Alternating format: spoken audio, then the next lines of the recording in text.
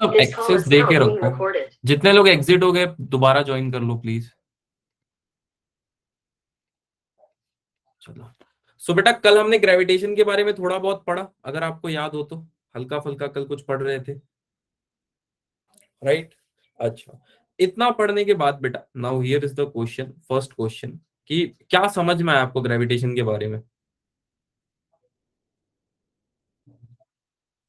कुछ कमेंट में लिख दो क्या क्या चीजें आपने समझी। चलो कोई बात नहीं, सुनो बेटा। फर्स्ट क्वेश्चन है कि देयर इज टू प्लैनेट, दो प्लैनेट है आपके पास, have the same average density, मतलब उनकी डेंसिटी सेम है, मास बाई वॉल्यूम का रेशियो सेम है बेटा, ठीक है? But but their radius is R1 and R2।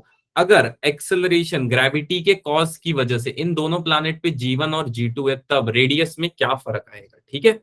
अब इसको मैं हिंदी में समझाता हूं बेटा। सपोज एक प्लैनेट है ये, this is the first planet, दूसरा प्लैनेट है ये बेटा, दो प्लैनेट है, राइट?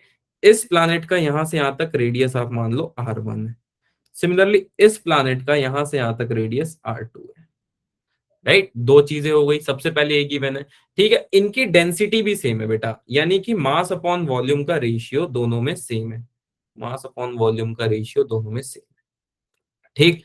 नाउ अगर इनमें कोई भी बॉडी को आप ऊपर फेंक रहे हो तो वो नीचे आ रही है, तो यहाँ पे जो चीज उसको नीचे ला रही है ना बेटा, जो ग्रेविटी, ऐसे बना देता हूं, ठीक है? इसकी ग्रेविटी दे रखी है इन्होंने G1, इसकी ग्रेविटी दे रखी है इन्होंने G2। Now the question is कि दोनों की ग्रेविटी का रेशियो क्या होगा। फिर समझाता हूं बेटा, दो अलग अलग प्लैनेट है, एक का रेडियस R1 है, एक का रेडियस R2 है, ठीक? एक की ग्रेविटी G1 है, एक की ग्रेविटी G2 है, तो आपको ये बताना है कि ग्रेविटी में कितना वेरिएशन आ रहा होगा, क्या लगता है कौन सा फॉर्मूला लगेगा, या क्या कॉन्सेप्ट सबसे पहले लगाया जाए कल पढ़ने के बाद आप लोग के अकॉर्डिंग? एनीवन? कोई बात नहीं। कल मैंने एक टॉपिक पढ़ाया था, याद है? ग्रेविटेशनल एक्सेलरेशन, अगर किसी को याद हो तो, any one of you remember?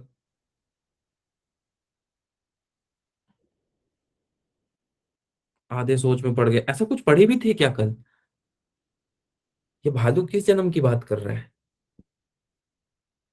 कोई तो रेज हैंड कर दो, बहुत जल्दी कर दो बेटा। चलो कोई नहीं, मैं ही लिख देता हूँ यार। कुछ को याद है, G is equal to 4/3 pi rho G R, ये रिलेशन मैंने कल बोला था, अपने शॉर्ट नोट्स में लिख लो। अब इस क्वेश्चन को करने के बहुत टेक्निक्स है, मैं एकदम सिंपल टेक्निक से जाऊंगा, ये बोला था कल मैंने लिखने के लिए शॉर्ट नोट्स में, याद है? यस और नो कमेंट में कुछ तो लिख दो, या कमेंट ही चलना बंद हो गया? अच्छा चल रहा है, चल रहा है, ओके ओके ओके, अच्छा नीचे, सॉरी सॉरी सॉरी, कमेंट ना ऊपर स्क्रॉल हो गया था। हाँ जी चलो। अब अगर यहाँ पे देखो बेटा, तो इन्होंने एक पॉइंट बता रखा है कि एवरेज डेंसिटी, यानी कि दोनों में डेंसिटी सेम है। कोई मेरे को जज मत करना, एवरेज की स्पेलिंग मैंने शॉर्ट में ऐसी लिखी है, ठीक है? वैसे लिखी तो गलत ही है, ठीक है? जज कर सकते हो, ठीक? चलो, तो एवरेज डेंसिटी सेम है बेटा, तो G is directly proportional to R हो जाएगा, फ्रॉम इक्वेशन ए, जो मैंने आपको लिखने बोला था कल, ड्यू टू दिस इक्वेशन ए, सोच के देखो। या हाँ, यानी कि जैसे जैसे रेडियस बढ़ेगा वैसे वैसे ग्रेविटी बढ़ेगी, जैसे जैसे रेडियस बढ़ेगा वैसे वैसे ग्रेविटी बढ़ेगी, जैसे जैसे रेडियस बढ़ेगा वैसे वैसे ग्रेविटी बढ़ेगी। एक्सेलरेशन ड्यू टू ग्रेविटी, जो आप बोलता बोलता हूं मैं, मत बोलो, वो बढ़ेगी, ठीक? चलो, अगर ये चीज बढ़ रही है बेटा, तो G1/G2 is directly proportional to R1/R2। सोच के देखो। Yes sir. तो यहां से हमें क्या पता चला बेटा, that G1/G2 is equal to R1/R2। I think ये बात समझने में किसी को दिक्कत नहीं आई होगी। किसी को दिक्कत आई क्या बेटा? All good? So first option is the right option आ गया, ठीक है? किसी को डाउट नहीं है? All good. हाँ भाई, ये क्वेश्चन दिखने में बहुत छोटा लग रहा है कि हाँ ये सब जो है, बट ये क्वेश्चन बहुत तगड़ा क्वेश्चन है। द क्वेश्चन इज कि अर्थ का जो एटमॉस्फेयर है बेटा, वो क्यों रुका है अपनी जगह पे? What is the reason? Suppose this is the earth, इसके अंदर बहुत सारे लेयर्स होते हैं, उतना डिटेलिंग में मैं नहीं जाऊंगा, बट ठीक है। What is the reason sir? एक डाउट है, हाँ अलीशा बेटा बोलो। Escape velocity?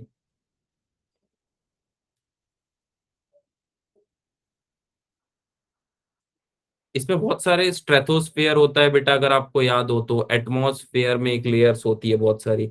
सर क्वेश्चन दिखा दो जी बेटा। Earth binds the atmosphere, earth atmosphere को कैसे रोक के रखता है? अलीशा बेटा बताओ आपका क्या डाउट है, आपने डाउट नहीं भेजा।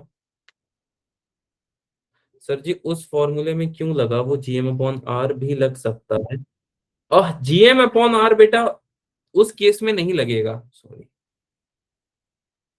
जीएम अपॉन आर उस केस में नहीं लगेगा बेटा। इस केस में जीएम अपॉन आर इसलिए नहीं लगेगा बिकॉज द थिंग इज कि आप जो चीज बोल रहे हो वो अलग चीज है, और यहाँ पे एक्चुअली रिलेशन दे रखा है बेटा इस चीज का, राइट। एक्चुअली में आप ध्यान से देखोगे तो ये वही चीज मैंने लिख रखी है, राइट।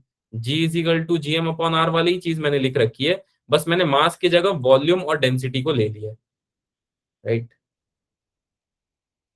सर कैसे पता चलेगा कौन सा लगेगा बेटा, आप उस फॉर्मूले को में भी रखोगे तो डेंसिटी की वैल्यू कल के दिन यही आ रही थी, कल हमने जब डिराइव कराया तो। हाँ रिलेशन से पता चलेगा, ओके। सो बेटा अब ध्यान से सुनो, अर्थ में बहुत सारा तरह के लेयर्स होते हैं, आप लोग को पता है, मैं वो सब मैं जानता भी नहीं हूं, मैं उसके लेवल में भी नहीं जाना चाहता हूं, ठीक। The only thing is in सारे चीजों को, ये गैस पार्टिकल है बेटा, सोच के देखो, ये गैस के पार्टिकल एटमॉस्फेयर में, एयर के पार्टिकल्स, डेफिनेटली इन एयर के पार्टिकल्स का कुछ ना कुछ नेग्लिजिबल मास होगा। हाँ सर मास होगा।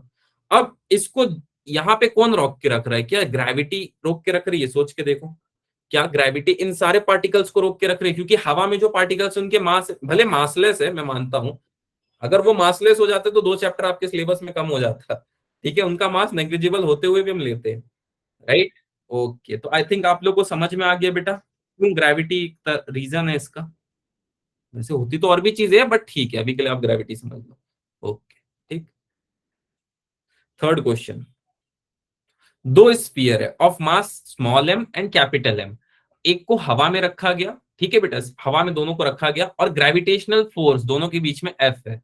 The space around the mass is now filled with liquid of specific gravity 3, the gravitational force now be. सुनो, इस पूरे सारांश में कवि क्या कहना चाहते हैं? Sir if sir if we remove, अरे एक मिनट बेटा, sir, if we remove proportional sign, then some constant has to apply in the previous question. Yes, Dipanshu Tripathi, you are right, and I will take that constant as 1. Okay. So my value of constant is 1. Now this equation will itself become like G1 upon G2 is equal to R1 upon R2. ठीक है, चलो, ऐसा जरूरी नहीं होता, ये unit and dimension में लोग बोल देते हैं, चलो ठीक है, एनीवेज आगे चलते हैं। देखो बेटा, सपोज एक स्फीयर है मेरे पास, suppose this is a sphere of mass small M, this is the sphere of mass capital M. अब दोनों को मैं हवा में रख रहा हूं ऐसे, ठीक, दोनों का साइज थोड़ा सा अलग होगी, ये स्मॉल एम है बेटा, ये कैपिटल एम है, ये दो चीजें क्लियर है, आर सिचुएटेड इन एयर। अब इनके बीच में जो फोर्स लग रहा है ना बेटा, वो है एफ, ठीक है। अब इसके सर कांस्टेंट कैसे पता चलता है, क्या लेना है सुमित बेटा? कांस्टेंट कोई भी वो वैल्यू ले सकते हो जो टाइम के साथ ना चेंज हो, राइट। कोई भी वो वैल्यू बेटा आप ले सकते हो जो टाइम के साथ ना चेंज हो। अब सुनो बेटा, दो बॉल को अगर मैं सपोज कर लो एक पानी के बड़े से कंटेनर में इन दो बॉल को ऐसे डुबा दो, तो क्या होगा अब आप बताओ। अब क्या सेम चीजें हो रही होंगी, सोच के देखना, एक सेकेंड, क्या सेम फोर्स सेम ही लग रहा होगा, सोच के देखना दोनों के बीच में। सर ग्रेविटी को कैसे चेंज कर दोगे, हाँ बेटा तो सेम ही लग रहा होगा ना। तो अभी ग्रेविटेशनल फोर्स कितना होगा इनके बीच में, क्या एफ के बराबर होगा इन वाटर?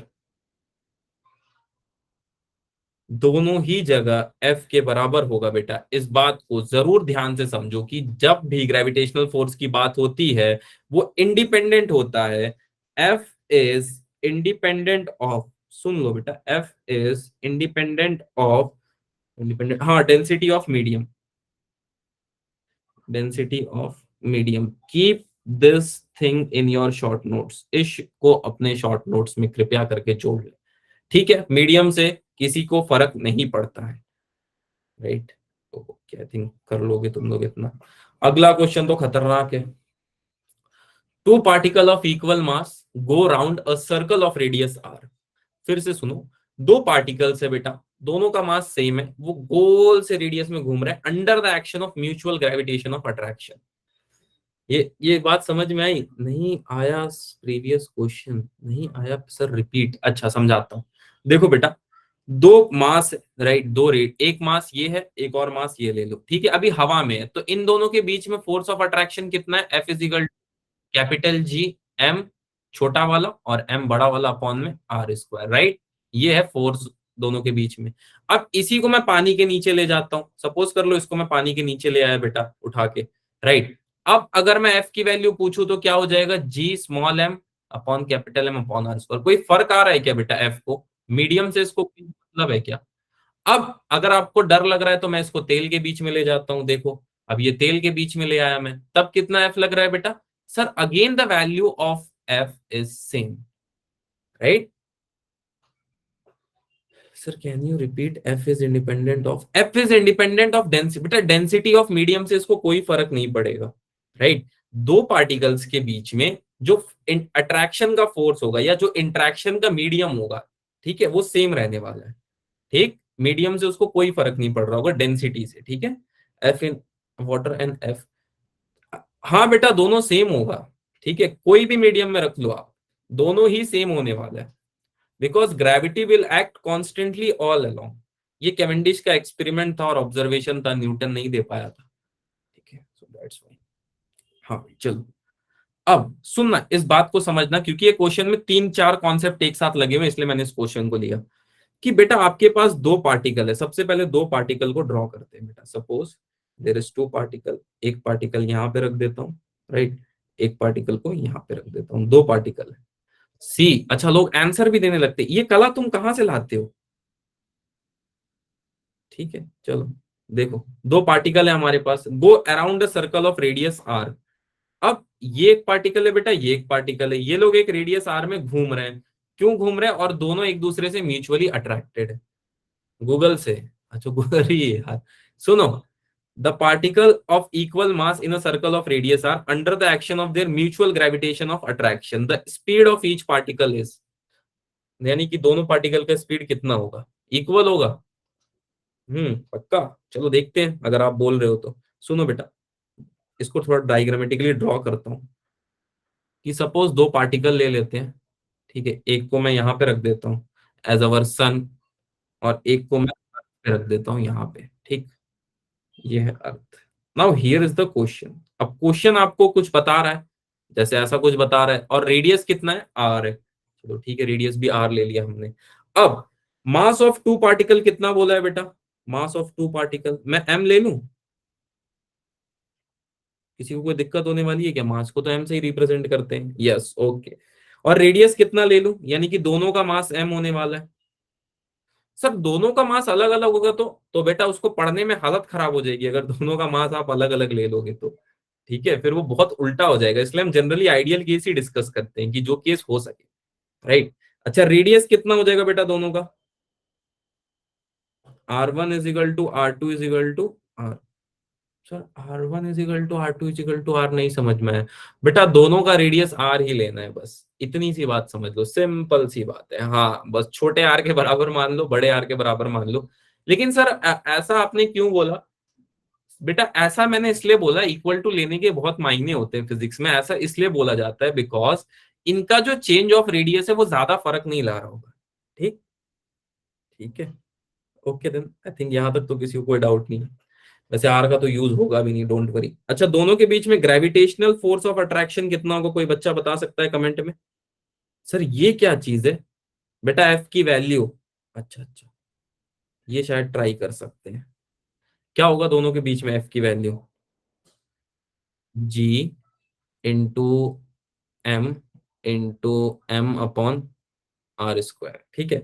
और कैपिटल आर ही ले लो क्योंकि मैंने बोल दिया है। अच्छा अब बेटा आप ध्यान से सुनना, तुम लोगों ने कुछ ऐसा पढ़ा है क्या, अगर एक चीज ऐसे मोशन में घूमती है तो वो अंदर की तरफ थोड़ी सी एक फोर्स को लगाती है, ऐसा सुना है कि किसी ने, क्या तो कुछ बोला जाता है उसको, सेंट्रीपिटल इटल पिटल, सुना है। ऐसा एक बाल्टी को ऐसे लेके घुमाओगे तो पानी नहीं गिरेगा, ठीक है,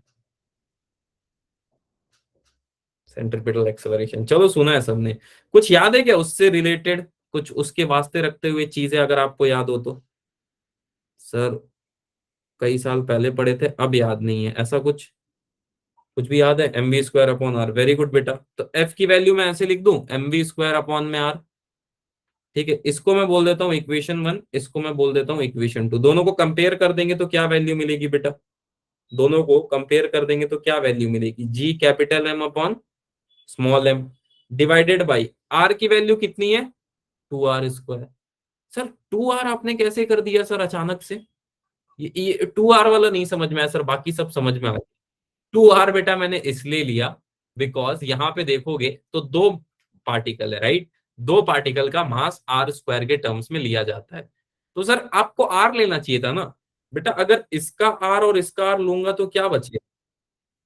सर इसका r और इसका r यानी कि जो हमारा कैपिटल R है वो हो जाएगा r+r which is equal to 2r का होल स्क्वायर। हाँ बेटा वही काम मैंने किया। ये बात समझने में किसी को दिक्कत तो रेज हैंड करो। ये बात किसी को समझने में दिक्कत तो रेज हैंड करो।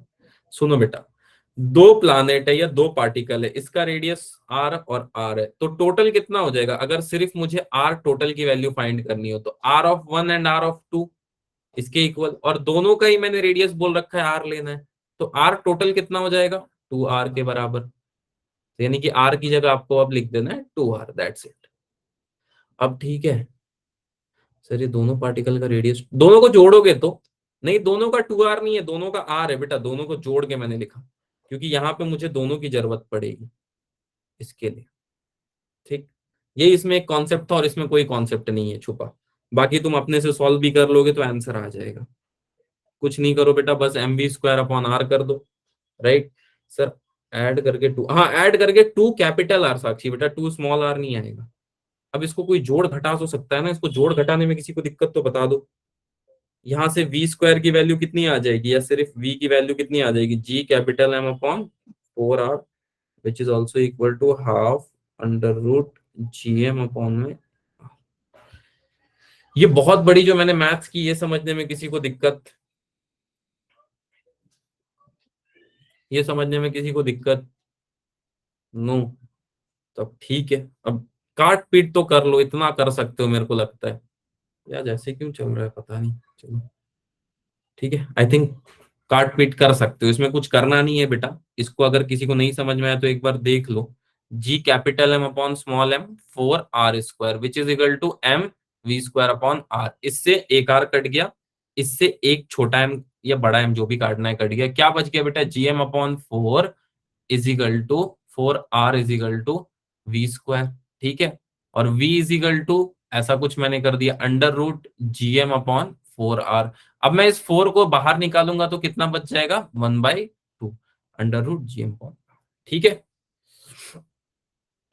कुछ डाउट यहां तक बेटा किसी को भी? तो आप पूछ सकते हो, नहीं डाउट है तो हम आगे चलते हैं अगले प्रश्न की तरफ।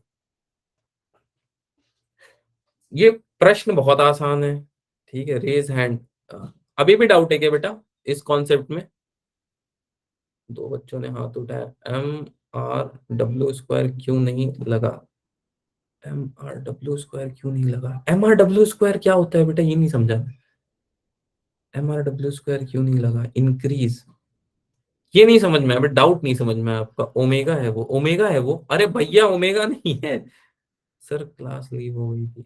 अच्छा सुनो, कुछ नहीं करना है बेटा, दोनों के बीच में ग्रेविटेशनल फोर्स ऑफ अट्रैक्शन लिखना है सबसे पहले। इस r की जगह आपको 2r लिखना पड़ेगा। क्यों 2r लिखना पड़ेगा? बिकॉज दो मास है। तो सर हर केस में तो दो मास होता है और r² लिया जाता है।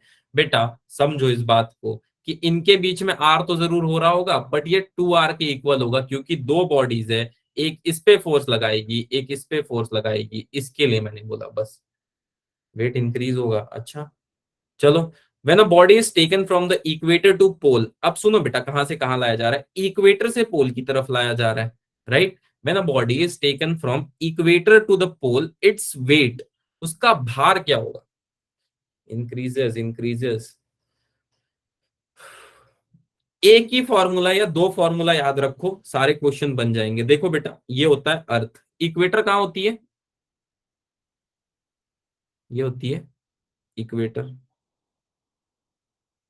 हाँ भाई, ऊपर क्या होता है? ट्रॉपिक ऑफ कैंसर या कैप्रिकॉन?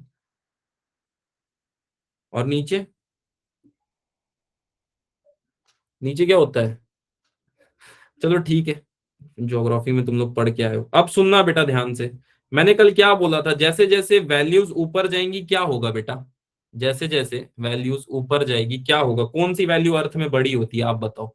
मैंने कल बता दिया इस बात को वैसे। 10 होगी, पोल्स पे 10 होगी। Very good, this is north pole, this is south pole. Now here the question is, small G की वैल्यू पूछी जा रही है कि चेंज होगी या सेम रहेगी। हम सबको पता है, मैंने वैसे कल बता दिया था, पर आज मैं इसको प्रूव करा देता हूं, right. And it is very simple. क्या मैंने जी की वैल्यू आपको यही बताई थी, जीएम अपॉन में आर स्क्वायर, ठीक है, where G is equal to constant. क्या कल यही बात पे हम डिस्कस कर रहे थे? ठीक है, ये 9 नहीं है, जी है, थोड़ा सा ऐसे लिखना हो गया, बट ठीक है। कल हम इसी बात पे डिस्कस कर रहे थे, हाँ सर। नाउ यहां से एक बहुत बड़ी ऑब्जर्वेशन पता चल रही है, ये आर स्क्वायर के इनवर्सली प्रोपोर्शनल है। प्लीज रिमेंबर दिस बेटा, ये इनवर्सली प्रोपोर्शनल है। इसका मतलब क्या है? इसका मतलब है दैट जी की वैल्यू जो है वो कम होगी, will be less at equator. Equator पे इसकी वैल्यू बेटा कम होगी, right, will be less at equator, ठीक है, सॉरी लेस देन एट, एक सेकेंड यार उल्टा हो गया, will be less at pole as compare to equator, pole as compare to, उल्टा बोल दिया मैंने, इक्वेटर। ठीक, ये बात समझ में आई क्या किसी को, या नहीं समझ में आई? यस।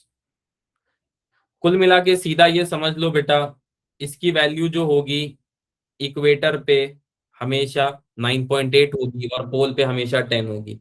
ये बात अभी भी नहीं समझ में आई तो बता दो। कल वैसे मैंने इस पे बहुत चर्चा कर ली है, तो आज मैं इसको डिस्कस करने के मूड में नहीं हूँ, क्योंकि टाइम वेस्ट होगा बस। ठीक, ऑल गुड। तो आप बता दो, आप वेट एट इक्वेटर क्या होगा? वेट एट इक्वेटर, इक्वेटर पे किसी चीज का वेट कैसा लग रहा होगा? Weight at equator, weight is equal to M G, okay. Increase is less than at pole. ध्यान से सोचना इस स्टेटमेंट को, बात समझ में आ जाएगी। इक्वेटर पे हल्का होगा, पोल पे भारी लग रहा होगा, क्योंकि पोल पे जी की वैल्यू 10 हो जाती है, ठीक है। जीरो, जीरो नहीं बेटा, इक्वेटर पर कम होती है, हाँ, इक्वेटर पे वेट कम होता है। नॉर्थ पोल साउथ पोल में चले जाओगे तो आपको थोड़ा सांस लेने में भी दिक्कत होगा, तो प्रेशर थोड़ा सा अलग होता है वहां पे। ठीक, चलो एनीवेज आई थिंक, हाँ भाई, ये क्वेश्चन को देख लो, क्या पता कल आ जाए, सीधी सी बात बोलता हूं मैं। ऐसे ही क्वेश्चन आ सकता है, ये आ जाए इसकी गारंटी नहीं है। क्या पता इस कॉन्सेप्ट पे कोई क्वेश्चन फ्रेम हो सकता है, क्योंकि ये बहुत एक ग्रेविटेशनल पोटेंशियल का कॉन्सेप्ट है। 10 से कम, ऋतु बेटा 10 होता है पोल पे, राइट, और इक्वेटर पे आते जाओगे तो 9.8 हो जाएगा। अब देखो, सबका ध्यान इसी क्वेश्चन पे आ जाएगा, ठीक है। अब सब यही सोचेंगे कि कल यही आ जाए पेपर में, पर ऐसा होने वाला नहीं है, पहले बता देता हूँ। या हो भी सकता है, प्रोबेबिलिटी है हर चीज की, because physics is the game of probability, right. सुनो, अब ग्रेविटेशन पोटेंशियल क्या होता है, कल मैंने थोड़ा बहुत बताया था इसके बारे में। सर क्वेश्चन तो पढ़ लो।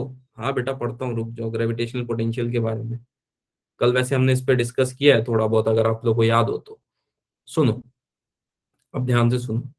The gravitational field due to mass distribution is E is equal to k upon x cube in x direction, taking the gravitational potential to be zero at infinity, its value at a distance x is। कितने लोगों को question समझ में आया? सबसे पहले ये बताओ, रेज हैंड करो जिनको क्वेश्चन समझ में आया, कि ग्रेविटेशनल फील्ड किसी मास के डिस्ट्रीब्यूशन जो कि है E is equal to k divided by x cube x direction में, taking zero its value at distance x is। किसी को समझ में आया कुछ क्या लिखा हुआ है? किसी को नहीं? सुनो बेटा, एक ग्रेविटेशनल फील्ड है, हालांकि फील्ड के कॉन्सेप्ट के बारे में अभी नहीं, 12th में आप पढ़ोगे, बट थोड़ा सा मैं आइडिया 1%, ठीक है। सुनो बेटा, अब एक फील्ड है, क्यों ये फील्ड क्रिएट हुई? क्योंकि एक मास था बेटा, मान लो ये टूट गया दो मासेस में, राइट, ये दो मासेस में टूट गया, तो यहाँ पे इन्होंने अपनी एक फील्ड बना ली। जैसे फॉर एग्जाम्पल, मान लो ये टिश्यू पेपर है, ठीक है। अब इसकी एक अपनी ग्रेविटेशनल फील्ड है बेटा, इसको मैं तोड़ देता हूं, अब ये दो की अपनी अपनी ग्रेविटेशनल फील्ड हो गई।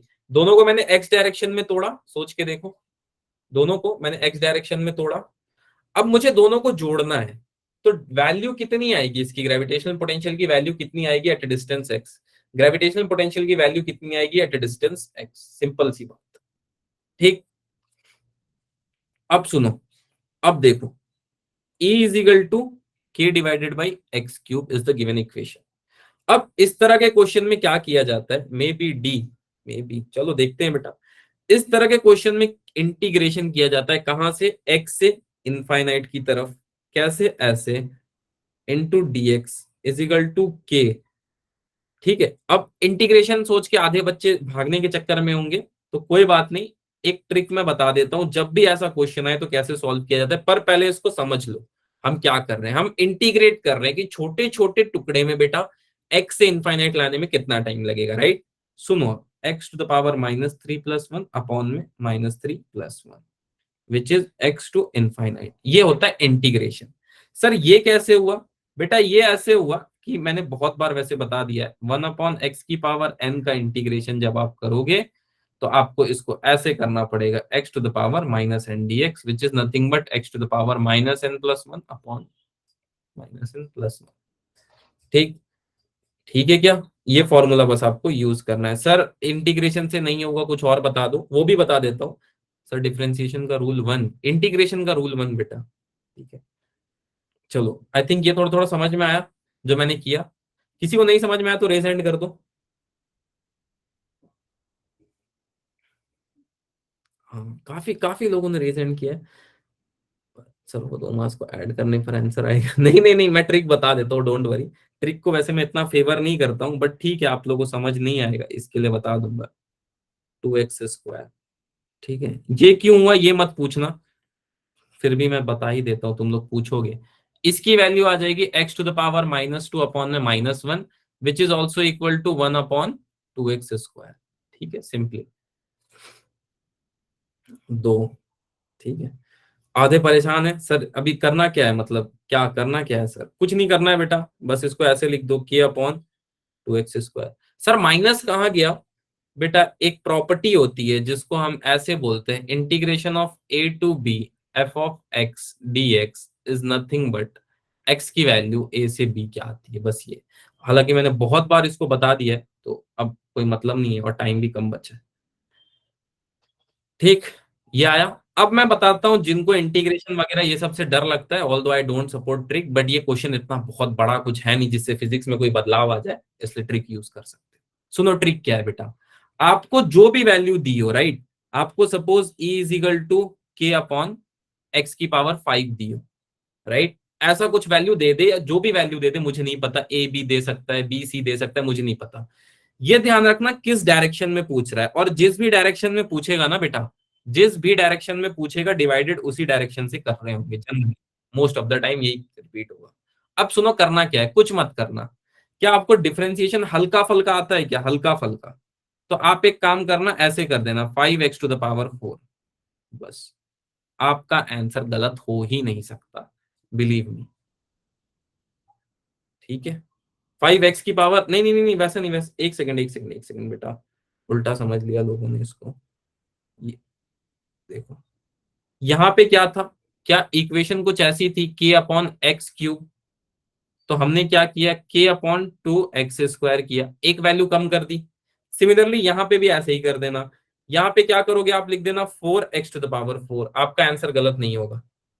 बात समझ गए क्या, काट पीट करोगे, इंटू डिवाइड इंटीग्रेशन करोगे तो भी सेम आंसर आ रहा होगा। ठीक है, बस ये ट्रिक याद रख लो, इंटीग्रेशन फिंटीग्रेशन के पछड़े में मत पड़ो, मेरी मानो तो। ठीक है, सिंपल सी ट्रिक है, तुम भी निकाल सकते हो, इसमें कोई बहुत रॉकेट साइंस नहीं लगा है। ठीक, ये ट्रिक को याद रख लेना, क्या पता ऐसा क्वेश्चन कल आ जाए। आ गया तो अच्छी बात, नहीं आया तो कोई बात नहीं, नीट में तो आ सकता है। कल के एग्जाम का इतना कुछ वो नहीं है, पर नीट में आ सकता है, कल शायद ना भी आए पर नीट में बेटा आ सकता है। ठीक है, किसी को यहां तक डाउट। ए, कल मैंने क्या बताया था, अब ये क्वेश्चन तो देखते साथ बता दो कम से कम।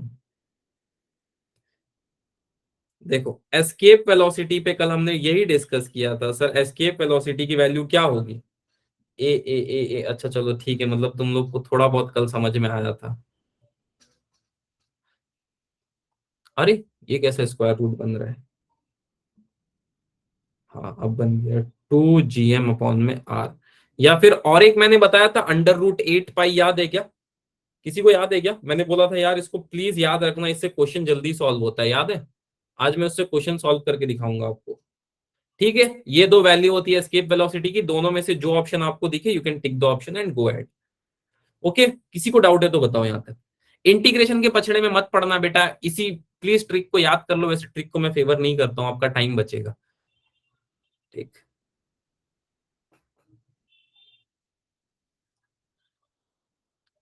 ठीक, अगला क्वेश्चन पढ़ो पहले,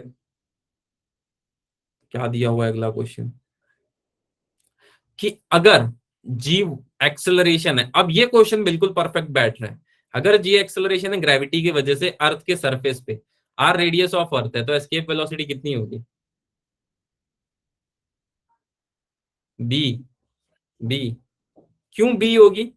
क्यों नहीं पता, देखने में ऐसा कहीं कहीं देखा हुआ है चेहरा लग रहा है। सुनो बेटा, चलो मैं ही बता देता हूँ क्यों बी होगी, किसी को नहीं पता? नहीं आइडिया? बी बी बी कल बताया था आपने, अच्छा बता दिया था। काइनेटिक एनर्जी से होगी, अभी बता देता हूँ। आपको कुछ नहीं करना है, आपको बस इस फॉर्मूले को यूज करना है। कल वैसे मैंने बता दिया था, किसी बच्ची ने डाउट पूछा था, राइट? हाँ, डायमेंशन से भी कर सकते हो, कोई दिक्कत नहीं है, बट इससे जल्दी हो जाता है। ठीक है, क्यों जल्दी हो जाता है बता देता हूँ। माइनस एम जी आर की वैल्यू हो जाती है 0। सर ये कहाँ से आया सर, ये हमको नहीं समझ में आया। तो बेटा एक बार मैं जल्दी से बता देता हूँ कि काइनेटिक एनर्जी जो होगी और पोटेंशियल एनर्जी जितनी सरफेस पे होगी उतनी ही कहाँ पे होगी, स्पेस पे होगी। ऐसा क्यों सर? बेटा एक चीज है जो आप बचपन से पढ़ते आ रहे हो, law of conservation of energy. हाँ हाँ हाँ, तो उसकी कसम खा के आप बोलो ये सही है या गलत? सही है। सर कंपेयर, हाँ कंपेयर नहीं करना है बेटा, दो को ले लो इक्वल, सही हो जाएगा बस। ठीक है, अब देखो मैं इसको एक ही बार में लिखता हूँ, दो स्टेप में नहीं लिखने वाला हूँ, टाइम बचाना है बेटा। Minus M G R is equal to 0। ये चीज समझने में किसी को डाउट तो बताओ। M G, sir M G R क्यों लिया आपने? बेटा एम जी आर मैंने इसलिए लिया क्योंकि एक बॉडी को अगर आप ऐसे फेंकोगे ना, तो मान लो आर डिस्टेंस है और ऊपर में एम जी नीचे एक्ट कर रहा है। हाँ थोड़ा सा समझ में आया सर। और यहाँ पे ये आर क्या है? This R is actually radius of अर्थ।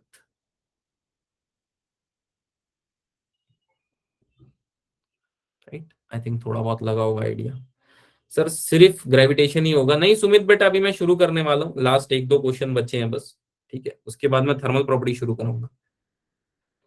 कल बच्चे बोल भी रहे थे। चलो यहां से बेटा क्या हो जाएगा, कुछ ऐसी वैल्यू आ जाएगी, half M V E square is equal to M G R. क्या क्या चीजें कैंसिल हो रही है जल्दी जल्दी देख लो। यहां से एम कट गया, और कुछ कट रहा है क्या? नहीं कट रहा है, चलो ठीक है। यहां से मैं लिख देता हूँ V E square is equal to 2 G R, और V E is equal to under root 2 G R. तो कौन सा दिख रहा था? ठीक, किसी को ये स्टेप समझने में डाउट तो बता दो बेटा, नहीं तो मैं अगले क्वेश्चन की तरफ बढ़ता हूँ। No, all good. Sir derivation हो गई।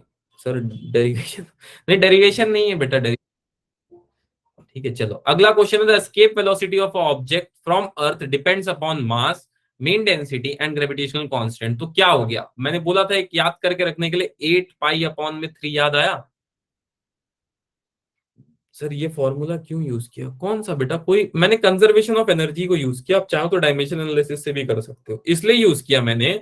बिकॉज एस्केप वेलोसिटी के बाद अर्थ के बाहर का सरफेस आ जाता है बेटा, तो मैंने सरफेस पे और ग्राउंड पे चेक कर लिया, इसलिए यूज किया।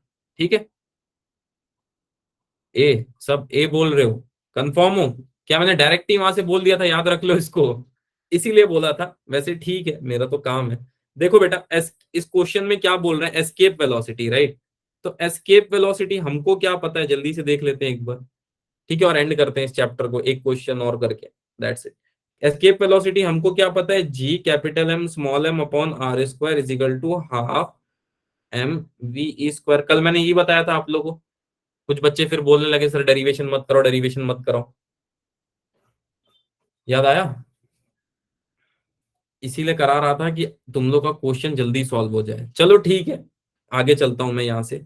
अब क्वेश्चन देखोगे बेटा, यहां से कितनी आ गई वीई की value, under root 2 G M upon में आर, इसके बराबर आ गई थी कल। हाँ ठीक है चलो। अच्छा मास कितना हो जाएगा, मास कितना हो जाएगा, कल मैंने क्या बताया था मास? क्या इतना ही बताया था, 4/3 पाई r क्यूब इंटू डेंसिटी। जो बच्चे कल नहीं थे बेटा, आप ये चीज से समझ सकते हो कि डेंसिटी का फॉर्मूला होता है मास अपॉन वॉल्यूम, राइट? और यहाँ पे हम वॉल्यूम ऑफ स्फीयर लेते हैं अर्थ को, इसके लिए आप ये चीज को बहुत आराम से समझ सकते हो कि मास की वैल्यू हो जाएगी volume of sphere into density. ठीक है, कल जो नहीं थे उनके लिए मैंने जल्दी से बता दिया ताकि टाइम ना जाए किसी का भी। ठीक, चलो। एनीवेज, अब यहां से बीई की वैल्यू कितनी हो जाएगी बेटा, अगर मैं अंडर रूट में पुट कर दूं तो ये हो जाएगी 2 कैपिटल G अपॉन में R इंटू 4/3 पाई R³ इंटू रो। अब इसको सॉल्व वॉल्व कर लोगे ना, वैसे कल मैंने करके दिखा दिया था तो आज मैं नहीं कराने वाला हूँ।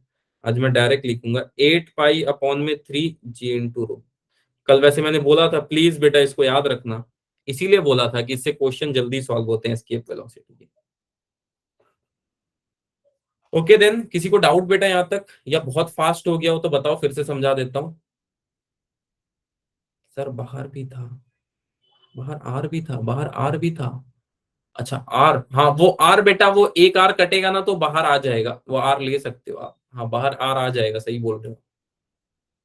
आर रूट के, हाँ आर रूट के बाहर ले लो ना, क्या दिक्कत है इस क्वेश्चन के। हाँ ये आर एक कट रहा है ना बेटा, ये देखो, हाँ सही बोल रहे हो, लो आर लिख देता हूँ मैं, एक आर कट रहा है ना इससे, तो आर स्क्वायर बच जाएगा, रूट के बाहर आएगा तो आर हो जाएगा। ठीक है, चलो। चलो ये आसान सा क्वेश्चन है, वैसे मैं हिंट दे देता हूँ, इसमें केपलर्स लॉ यूज कर लेना, यूज केपलर्स लॉ आपका, या करा दूं जल्दी बताओ, अगर बोलोगे तो करा दूंगा। करा दूं, वैसे आसान है, मैं हिंट दे देता हूँ, करा दो। चलो, is directly proportional to R³। ये था कल का फॉर्मूला। ठीक है, चलो करा देता हूँ बेटा, करा देता हूँ। ठीक, ये बात, ये कल केपलर्स लॉ किसने किसने नहीं अटेंड की थी, ये बता दो। हमने की थी क्या? जिसने नहीं की थी उसको समझ तो नहीं आएगा, बट ठीक है कोई बात नहीं, थोड़ा सा ट्राई करता हूँ। देखो बेटा, केपलर्स लॉ ये बोलता है कि T square is directly proportional to R³। Actually में बोला ऐसे गया था, ये T is directly proportional to R square, but ठीक है इसको थोड़ा सा मॉडिफाई कर देते क्वेश्चन के हिसाब से। The radius of orbit of a planet is 2 time the earth, the time period of planet is, मतलब सीधी बात सुनो, अर्थ का रेडियस है R, एक और बड़ा प्लैनेट है बेटा उसका रेडियस है 2R। अब आपको बताना है कि दोनों के टाइम पीरियड में कितना फर्क आ रहा होगा। ठीक है, हाँ KR³, यही जो बच्चे लिख रही है वो सही है। ठीक, अब यही बताना है, सिंपल सा, कुछ मत करो। T1 को कितना टाइम लग रहा है, कितना रेडियस है सर R1, T2 को कितना रेडियस है R2, और क्वेश्चन के हिसाब से क्या दिया है R1/2R, यही दिया है बेटा, सोच के देखो। अब यहां से सॉल्व, इसलिए मैंने बोला था सॉल्व कर लोगे, आसान था इसके लिए नहीं करा रहा था, चलो कोई बात नहीं। T1/T2 का स्क्वायर कितना हो जाएगा बेटा, 1/8 का, which is also equal to कितना आ जाएगा, यहां से अब कर लो।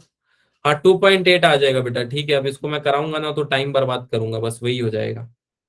T2 is equal to √8 into T1 which is equal to 2.8 times T1, इसलिए नहीं करा रहा था। चलो, हाँ ये बता दो यार, किसी को अगर पता हो तो, कल जो लास्ट तक रुका था उसको तो ये क्वेश्चन आना चाहिए। बी होगा सर, हाँ बेटा बी आएगा। अब ये तुम लोग बताओ थोड़ा,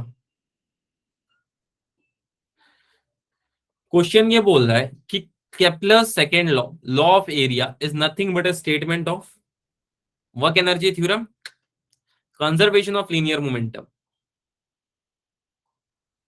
law of conservation of angular momentum. Okay सही है, आप लोग सबका उत्तर बिल्कुल ही सही है बेटा, it is nothing but law of angular momentum, conservation of angular momentum. ठीक, चलो अगला क्वेश्चन खुद से कर लेना, ये भी आसानी क्वेश्चन मैंने रखा है। अरे क्या हो रहा है आज, चलो गलती से दब जा रहा है वो इस साइड। देखो बेटा, अगला क्वेश्चन है थर्मल प्रॉपर्टी ऑफ मैटर का। एब्सोल्यूट जीरो क्या होता है, तुम लोग कुछ बताओ अब मेरे को, 1 मिनट ले लो और बताओ मेरे को एब्सोल्यूट जीरो क्या होता है। What do you mean by the term absolute zero, what do you mean by the term. C मत लिखो, मेरे को बताओ, बताओ सी वो कैसे होता है ये भी बताओ थोड़ा। Volume and pressure of gas become zero, क्योंकि तो मैंने पढ़ाया ही नहीं है ना, कैसे हो जाएगा, वॉल्यूम जीरो होगा ना, कैसे कैसे कैसे, जीरो तो होगा नहीं पहली बात। हाँ दीपांशु बच्चे ने सही लिखा है, वेरी गुड। सर जब गैस के पार्टिकल की वेलोसिटी जीरो होती है 233, आइडियल जीरो होगा बेटा, जीरो के रियल में भी होता है। Absolute zero is the lowest limit of thermodynamic scale, a state of which enthalpy and entropy of a cooled characterized by no atomic motion, both Charles law and pressure law lead to. बेटा ये तो किसी website के जवाब है, ये जवाब मेरे को तो समझ आ नहीं रहे। अच्छा, और वो जिससे आपने छापा है उसने एक बहुत बड़े उससे कोलैब कर लिया है ना, है ना? सर नोटबुक का है, नोटबुक का नहीं है बेटा। एक वेबसाइट पे जाना, इस क्वेश्चन को छापना रटा हुआ है। अच्छा, हाँ, तो उसने कोलैब कर लिया एक बहुत बड़े उससे। नहीं, विकिपीडिया का नहीं है, समथिंग कुछ जूस वूस है। ठीक है, चलो। एब्सोल्यूट, अब मैं समझाता हूँ ये क्वेश्चन। 1 मिनट मैंने क्यों पॉज लिया, कि मेरे को पता था। सुनो बेटा, जब भी बात आएगी एब्सोल्यूट जीरो की, हालांकि बच्ची ने सही लिखा था, बच्चे ने भी सही बोला, जब भी बात आएगी एब्सोल्यूट जीरो की तो होगा क्या? देखो, डेंसिटी क्या होती है? Mass upon volume. हाँ सर, वो तो होती है। तो एब्सोल्यूट जीरो पे पार्टिकल्स क्या होंगे? आप सोच के देखो कि एक पार्टिकल है जिसका मास m है, ठीक है, वो v वेलोसिटी से घूम रहा है। अच्छा, पार्टिकल क्यों घूमते हैं? मैंने क्या बताया था किसी कंटेनर में, जब उनको हीट मिलती है तो घूमते हैं बेटा। अब उनको हीट में जीरो देना शुरू कर दूं तो क्या वो घूमेंगे किसी एक पॉइंट से दूसरे पॉइंट में? सोच के देखो। नो। अगर पार्टिकल में मोशन नहीं है बेटा, तो क्या ये इक्वेशन में अब आप क्या लिखोगे? P is inversely proportional to volume. सोच के देखना। अगर वॉल्यूम ही जीरो बन गई तो प्रेशर कितनी होगी? Sorry, volume zero, pressure zero बन गई तो वॉल्यूम कितनी होगी ऑटोमेटिकली? जीरो। अब समझ में आया? राइट। तो मैं इसको डीप में कुछ लिखता नहीं हूं, आपको मैंने समझा दिया। बोयल्स लॉ, हाँ बोयल्स लॉ वगैरह बोल सकते हो आप, but fortunately I use to avoid that. ठीक है, अब ये टेम्परेचर चेंज करके जल्दी से बताओ। सर प्लीज रिपीट, समझाता हूँ बेटा, समझा देता हूँ। देखो, सपोज ये कंटेनर है बेटा, इसको मैं गर्म कर रहा हूँ। अब मैं इसको गर्म कर रहा हूँ, हीट मिल रहा है, तभी तो पार्टिकल मोशन कर रहा है एक पॉइंट से दूसरे पॉइंट में। ठीक है, अब पार्टिकल अगर मोशन कर रहा है दैट मीन्स उसको हीट मिल रही है। अब मैं हीट ही उसको जीरो देना शुरू कर दूं तो क्या होगा? धीरे धीरे वो रेस्ट पे आ जाएगा। जैसे ही वो रेस्ट पे आ जाएगा, इक्वेशन क्या बोलता है बोयल्स लॉ का? Pressure is inversely proportional to volume. मान लो प्रेशर ही जीरो हो गया तो ऑटोमेटिकली इसको क्या होना पड़ेगा? शून्य। ठीक है, इसका ए आंसर है। धन्य हो। किसी ने पेन उन उठाया, पेन पेन चलाया कि किसी ने ऐसे ही बताने लग गया सब? इसका ये आंसर नहीं है। ठीक है, अभी बताता हूँ। के की वैल्यू कितनी है बेटा? क्या होती है के की वैल्यू? क्या यही होती है C+273? सर ये फॉर्मूला कब बना? अरे C इजिकल टू, ये फॉर्मूला नहीं देखा कि जिन्होंने मेरे से पढ़ा उन्होंने देखा है क्या इस फॉर्मूले को? मैंने तो बताया था एटलीस्ट। ठीक है, यानी कि अगर आप के में चेंज करोगे बेटा तो सी में अपने आप बदलाव आ रहा होगा। Yes sir, okay. अब ये 273 की जगह मुझे क्या लिखना पड़ेगा? जीरो लिखना पड़ेगा। सर जीरो क्यों? बेटा बहुत बड़ी मैथ्स है, ठीक है, और जनरली बताऊं तो एक स्केल से दूसरे स्केल पे जा रहे हैं इसलिए। अब ये जीरो क्यों लिखना पड़ेगा ये तो बता दो कोई। The temperature of a substance increases by 27 degree Celsius, कहां से? जीरो से। On the Kelvin scale this increase is equal to कितना होगा? अच्छा, डेल सी की वैल्यू कितनी दी है बेटा? सर डेल सी की वैल्यू दी है 27 डिग्री। ऑटोमेटिकली डेल के की वैल्यू कितनी हो जाएगी? डेल सी के बराबर, which is also equal to 27।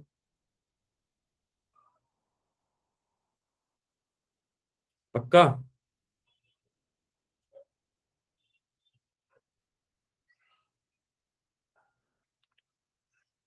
चलो, आई थिंक ये समझने में किसी को दिक्कत? सर 273 प्लस जीरो क्यों आया? बेटा देखो, समझाता हूँ। सेल्सियस और केल्विन की जब बात आती है तो वैसे मैं समझा देता हूँ। सेल्सियस और केल्विन की जब बात आती है तो आप कौन सा फॉर्मूला यूज करते हो? जितने लोगों ने मेरे से क्लास किया, मैंने ये बात बोला था उस टाइम पे, मतलब जब मेरे पे आप पढ़ रहे थे, याद हो तो, जितने ने क्लास अटेंड की थी जाग के, कि हम इस फॉर्मूले को आगे यूज कर रहे होंगे, Kelvin is equal to Celsius plus 273, जब हमको सेल्सियस के स्केल से केल्विन की तरफ जाना होगा तो। अब हम ऐसा क्यों करते हैं? क्योंकि 0 डिग्री सेल्सियस पे क्या होता है, अगर सेल्सियस पे 0 डिग्री लोगे तो केल्विन में कितनी वैल्यू आएगी? खुद सोच के बताओ। क्या कोई फॉर्मूला है, रिलेशन? हाँ, 273, इसके लिए 273 लेते हैं। ठीक है, अब वो बोल रहे हैं कि आप केल्विन में ही करो, तो केल्विन में 273 तो खुद ब खुद जीरो हो जाता है, मुझे कुछ करना ही नहीं है। नहीं समझ पाए बात को, या सेल्सियस में? सर आपने ये बताया था कि चेंज होता है वो सी को वो सेम हो जाएगा, ने ये बताया था कि चेंज जो होता है सी का वो सेम हो जाएगा। हाँ ये सर आपका नाम, बेटा बहुत जल्दी पूछा आपने मेरा नाम, अब बस 4 दिन बचा है फिजिक्स एग्जाम को, ठीक है। चलो आगे चलें। अरे आगे चलें।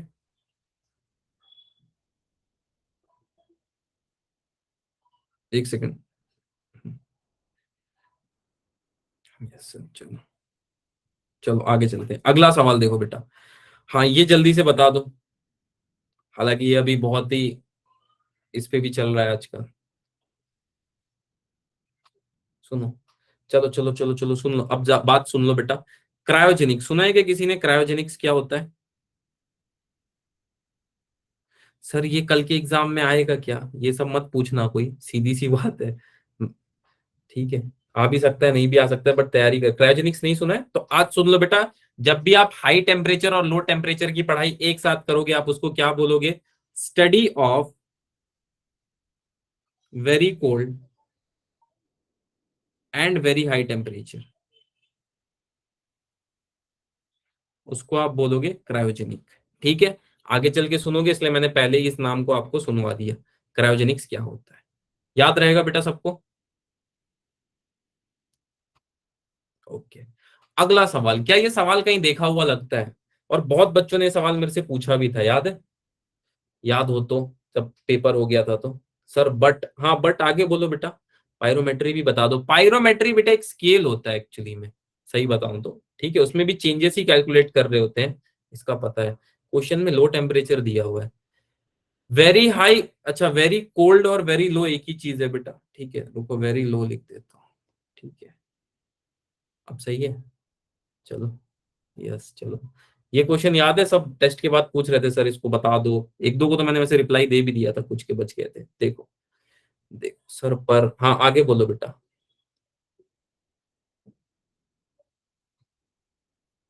पर बोल के, अरे आगे पूरा पूरा टाइप करो, रुक रुक। क्रायोजेनिक में हाई एंड लो दोनों, हाँ बेटा एक बार टेम्परेचर बहुत हाई लेके जाते हैं, एक बार टेम्परेचर बहुत लो लेके जाते हैं, इसलिए क्रायोजेनिक इंजन्स भी है। जो एक्चुअली जो है, जिसको आप देखोगे तो जर्मन्स ने एक्चुअली डेवलप किया था। बाद में वो जर्मन के जो बच्चे कुचे थे उनको यूएस लेके आए थे, तो क्रायोजेनिक वहां भी चल रहा था, बट एक्चुअली जर्मन ने इसको थोड़ा सा इसमें काम किया। क्रायोजेनिक इंजन्स आपने सुना होगा, सर ट्वेल्थ में है, ट्वेल्थ में एनसीईआरटी में। चलो ठीक है, आगे चलते हैं। देखो बेटा, दो एल्युमिनियम के रॉड है, आओ क्वेश्चन पे वापस आ जाओ। दो एल्युमिनियम के रॉड है, ठीक है, one one of aluminium and other of steel, right? दो रॉड है बेटा, जल्दी से दो रॉड ड्रॉ कर देता हूँ। Suppose this is one rod, ठीक है, एक ये वाली रॉड हो गई, इसको आप चाहो तो एल्युमिनियम की मान लो बेटा, और दूसरे वाले को आप स्टील की कंसीडर कर लो, राइट? सो दो रॉड हो गई आपके पास। अब आगे पूछ रहा है, हैविंग इनिशियल लेंथ L1 और फाइन, और दूसरा लेंथ है बेटा इसका L2, राइट?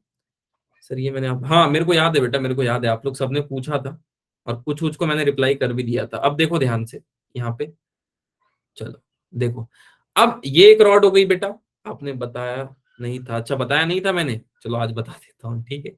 देखो बेटा, इसको मैं बोल देता हूँ एल्युमिनियम की है, और एक इसी तरह एकदम सिमिलर रॉड है बेटा, इसको मैं बोल देता हूँ कॉपर की है, ठीक। सर वैसे सेटेलाइट पढ़ाओगे यार, सेटेलाइट का एक क्वेश्चन मैं लूंगा बेटा, डोंट वरी, ठीक है, डोंट वरी।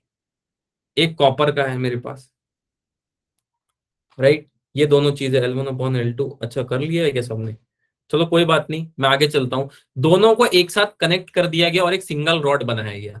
अब आपसे पूछा जा रहा है दोनों का कोएफिशिएंट कितना होगा अगर दोनों का लेंथ इंक्रीज हो रहा है सेम अमाउंट से, ठीक है बेटा। किया क्या है मैं बता देता हूँ, कि सपोज अब इन दोनों रॉड को बेटा इन्होंने जोड़ दिया है, ये एक रॉड जुड़ गया, ये दूसरा रॉड जुड़ गया। अब देखो ये दो रॉड को हमने जोड़ दिया। Now here is the question कि इसके कोएफिशिएंट में क्या चेंज आ रहा है, मतलब क्या पहले ये बेटा जल्दी गर्म हो जाएगा या कॉपर जल्दी गर्म हो जाएगा? दोनों के थर्मल कोएफिशिएंट में क्या अंतर आएगा? ठीक। सर स्टील का थर्मल कोएफिशिएंट, नहीं जरूरत ही नहीं पड़ेगी, टेंशन मत लो। देखो इसको कैसे सॉल्व करना है, मुझे तो कुछ आइडिया नहीं है, लेकिन मैं ये जानता हूं कि एक का लेंथ L1 है, एक का लेंथ L2 ले लेता हूं, सबसे बेसिक चीज। अच्छा एल्युमिनियम को मैं बोल देता हूँ Al, और इसको मैं बोल देता हूँ स्टील। अब इसके तरफ मैं 1 प्लस कर दूंगा, +1 इजिकल टू 1 प्लस कर सकता हूं। अच्छा ये मैं कर सकता हूं क्या? इतना तो मैथ सबको पता है, दोनों तरफ मैं 1 1 प्लस कर सकता हूँ। सर क्यों कर रहे हो बेटा? इसलिए कर रहा हूँ बिकॉज ये वाला जो है ना, ये इसका रेशियो मुझे फाइंड करना है, और इसको डिनोमिनेटर बनाने के लिए मुझे 1 की जरूरत पड़ने वाली है। यस सर, कर सकते हो। ओके, अब मैं एलसीएम ले लेता हूं तो क्या आ जाएगा? L2 plus L1 divided by L1 is equal to alpha AL upon में अल्फा S। ठीक, मेरा भी डी है। हाँ बेटा, जिसका जिसका आंसर डी आ रहा है सही है। अब कुछ मत करो, ऊपर के क्वेश्चन के हिसाब से इसको पलटी कर दो, सिंपल। क्या आ गया? L2 प्लस L1, इसको भी रेसिप्रोकल कर दो, सिंपल। आंसर आ गया क्या बेटा? बेटा आपको जवाब मिल गया? जवाब मिला क्या? यस सर, ठीक है। चलो, थोड़ा थोड़ा रिवाइज भी करते रहो साथ साथ, सो दैट याद भी रहे थोड़ा थोड़ा। चलो, अब एक क्वेश्चन में और एक ले लेता हूं, इस फॉर्मूले के बेसिस पे ले लेता हूं, दैट इज वी फाइनल। वैसे ये फॉर्मूला मैंने बता दिया था, is equal to V initial 1 + alpha ΔT। ये फॉर्मूला याद है क्या? ये फॉर्मूला सर कहां से आया? ये फॉर्मूला कहां से आया अभी बता देता हूं। ठीक है, वैसे आप लोग को पता ही होगा दैट एल फाइनल, एक सेकेंड, यस सर, फॉर्मूला भी रिवाइज कर लो बेटा। L final is equal to L initial 1 + alpha ΔT से आया है। ठीक, चले आगे। ऑल गुड, कोई भी इमोजी भेज दो।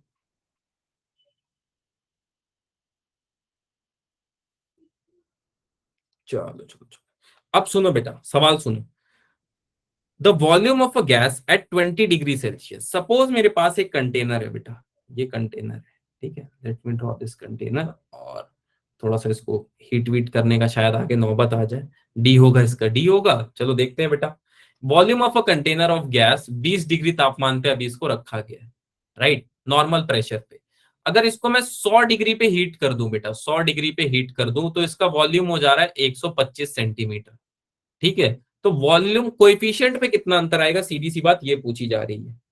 यानी कि कुल मिला के ये सुन लो बेटा, v इसके वॉल्यूम पे अल्फा पे क्या अंतर आ रहा होगा आपको ये बताना है। ठीक है, क्या अंतर आएगा? चलो थोड़ा सा मैं सॉल्व करता हूं, बाकी आप कर लेना। v final is equal to v initial 1 + alpha ΔT, अभी मैंने बता दिया। और जिनको याद नहीं था एक बार देख लो बस। फाइनल वॉल्यूम कितना बोल रहा है? 125 सेंटीमीटर। इनिशियली कितना था? सर इनिशियली था 100। अल्फा की वैल्यू पता नहीं। चेंज इन टेम्परेचर कितना हुआ है बेटा? कितना हुआ है? 20 से 100। सोच के देखो, यानी कि final minus initial which is equal to 100 into 1 + alpha into 80। ठीक, चलो आई थिंक अब यहां से अगर अल्फा की वैल्यू देखोगे तो कितनी आ जाएगी? 0.25/80 कर लो, आंसर आ जाएगा 0.0033 पर डिग्री सेंटीग्रेड। अब करके देख लेना इसको, सेम आएगा। फिर भी डाउट आए तो डू पिंग मी। वैसे एक दो डाउट और बचे हैं अभी। ठीक है, ओहो, आज ये गलती से टच हो जा रहा है बार बार, क्या अपडेट आ गया है? चलो कोई नहीं। अब सुनो अगला क्वेश्चन। ये क्वेश्चन थोड़ा तगड़ा क्वेश्चन है कि 80 ग्राम ऑफ वाटर, 80 ग्राम पानी है, 30 डिग्री सेल्सियस पे रखा गया है, एक बहुत बड़ा आइस का टुकड़ा है। सुनो बेटा, इसको थोड़ा प्रैक्टिकली समझो कि एक बहुत बड़ा आइस का टुकड़ा है मेरे पास। ये है आइस का टुकड़ा।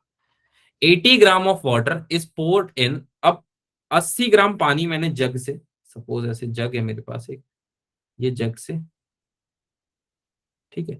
अब मैंने इस जग रिपीट सर, हाँ बेटा भी करवा रहा हूँ, ठीक है। 80 ग्राम पानी 30 डिग्री सेल्सियस पे मैंने इसमें ऐसे गिरा दिया, ठीक है। कितना पानी मैंने इस पे गिराया? 80 ग्राम पानी इस आइस के ब्लॉक पे मैंने गिरा दिया। ये आइस का ब्लॉक था बेटा कितने डिग्री सेल्सियस पे? 0 डिग्री सेल्सियस पे। अब आपको बताना है कि कितना आइस जो है ना वो मेल्ट हो जाएगा। जैसे मैं यहाँ पे पानी गिराऊंगा तो कुछ आइस मेल्ट हो जाएगा, आपको ये बताना है कितना आइस मेल्ट हो रहा है अगर आप किसी जग से किसी आइस ब्लॉक पे 30 ग्राम पानी गिरा रहे हो। चलो कोई बात नहीं, मुझे तो इतना पता नहीं है, बट ठीक है। एक बात मैंने आपको बताई थी क्या कैलोरी मीटर के कॉन्सेप्ट में, कि heat loss is equal to heat gain के बराबर होगा हमेशा। याद आया? कैलोरी मीटर में ये कॉन्सेप्ट मैंने बताया था। यस, कैलोरी मीटर में मैंने ये कॉन्सेप्ट बताया था, ठीक है। अब ये क्वेश्चन कैलोरी मीटर का एक्चुअली, अगर आपको नहीं याद था इसके लिए मैंने एक बार थोड़ा सा हिंट दे दिया। ठीक, अच्छा, कितना पानी आप गिरा रहे हो बेटा, उसका मास कितना है, कितना पानी का मास है? सर पानी का मास तो यहाँ पे दिया हुआ है 80 ग्राम्स। ठीक है, 80 ग्राम्स पहले ले लेते हैं। ठीक है सर, आगे बेटा अगर आप इसका मास 80 ग्राम ले ले रहे हो तो अब क्या बच गया, स्पेसिफिक हीट कितनी होगी? स्पेसिफिक हीट कितनी होती है? क्या ये 1 कैलोरी पर ग्राम मोल इनवर्स के बराबर होती है? सोच के देखना, पर ग्राम मोल। सर ये कैसे होता है बेटा? स्पेसिफिक हीट मैंने बताया था, टेम्परेचर रिक्वायर्ड टू रेज कितना डिग्री सेल्सियस, याद है ऐसा कुछ? कुछ भी? यस सर, चलो कुछ कुछ को याद है। अब डेल एच की वैल्यू कितनी होती है? M S delta T. Sir del H क्या होता है? हटो, डेल एच क्या होता है बता दो कोई, अगर किसी को याद हो तो। नहीं याद है तो कोई बात नहीं बेटा। हीट, हीट बताया था मैंने, डेल एच एंथैल्पी बताया था। ठीक है, 30 ग्राम आ रहा है, 30 ग्राम आ रहा है। चलो बेटा ट्राई करता हूँ मैं भी, देखो वही आना चाहिए। चलो ठीक है, कोई बात नहीं। 80 इंटू एस की वैल्यू कितनी है? सर एस की वैल्यू आपने 1 बताई, टेम्परेचर है कितना में? 30 में से 0। सर आपने 30 में से 0 क्यों घटाया बेटा? 30 में से 0 मैंने इसलिए घटाया क्योंकि 30 डिग्री पानी मैंने आइस के ऊपर डाला, इसलिए 30 से अब टेम्परेचर 0 आने की कोशिश करेगा आइस पे गिरते साथ। अच्छा ठीक है, ठीक है, थोड़ा थोड़ा समझ में आया। कोई बात नहीं बेटा, 8 3 जा 24, 2400। अब हीट गेन कितना हो रहा है बेटा, ये कोई बच्चा बता सकता है? क्या मैंने ऐसा बताया था into latent heat of vaporization कर लो? क्या ऐसा कुछ मैंने बताया था, लेटेंट हीट ऑफ वेपराइजेशन कर लो? चलेगा? यहां तक किसी को डाउट? यस सर, जी सर। ठीक, अब इसके आगे कैसे सॉल्व करना है सिखा देता हूं इस क्वेश्चन को। अब सुनो बेटा, अब ये एम क्या होगा? ये एम, एम ये होगा जिसमें आइस मेल्ट हुआ, उसका मास है ये, जितना में लेटेंट हीट ऑफ वेपराइजेशन हो रहा है। हाँ सर। अब ये कैसे निकालोगे, आइस मेल्ट कितना हो रहा है? आइस मेल्ट कितना हो रहा है, मस्त क्वेश्चन है, क्वेश्चन मस्त है। आगे बताओ, तरीका बताओ कैसे निकालोगे। सर थोड़ा थोड़ा समझ में आ रहा है, पूरा तो ये भी नहीं समझ में आ रहा है। हाँ बेटा, एम इंटू एटी के बराबर आ जाएगा, which is M into AT. Sir ये हमको नहीं समझ में आया सर, एम इंटू एटी कहाँ से आया? अरे बेटा ऊपर कैसे आया था एम इंटू एटी, तो वैसे ही मैं इसको निकाल सकता हूँ, mass of ice into 1 into 30 minus 0। सोच के देखो। अच्छा, तो सर मास लिख दो? नहीं लिख सकते ना बेटा, मास आप लिख नहीं सकते हो, टाइम के साथ आइस मेल्ट होगा। हाँ बेटा, सर हीट से, हाँ उसी से कंपेयर, एंथैल्पी बेटा, हीट नहीं एंथैल्पी से, राइट, इसके लिए लिखा मैंने। मैंने ऐसे ही, हाँ ऐसे ही आएगा बेटा, ये एक तरीका ही है इसका। 30 आएगा, 30 आएगा पक्का। चलो देख लेता हूँ अब क्या हो जाएगा, हीट लॉस कितना हो रहा है और हीट गेन कितना हो रहा है, इंटू 80 इसके बराबर, यानी कि मास ऑफ आइस कितना आ रहा है? 30। ठीक है, ये क्वेश्चन बड़ा जरूर था पर समझ सकते हो, इतना टफ नहीं था। All good.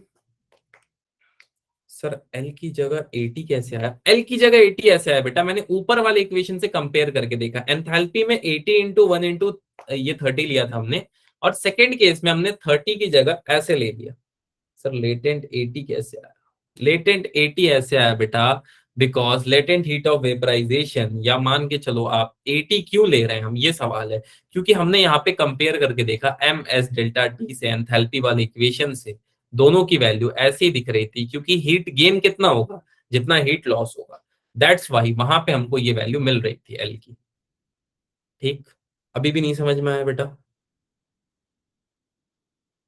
हीट गेन जो होगा ना बेटा, हीट गेन, हाँ बेटा अभी करवाऊंगा मैं, हीट गेन जो होगा, ठीक है हाँ भी करवाऊंगा, हीट गेन जो होगा बेटा वो किसके बराबर होगा? हीट गेन जो होगा वो होगा आपका m1 इंटू 80 के बराबर, where this value of m1 is nothing but ice जो मेल्ट हो गया। ठीक है, आई थिंक थोड़ा सा समझ में आया होगा।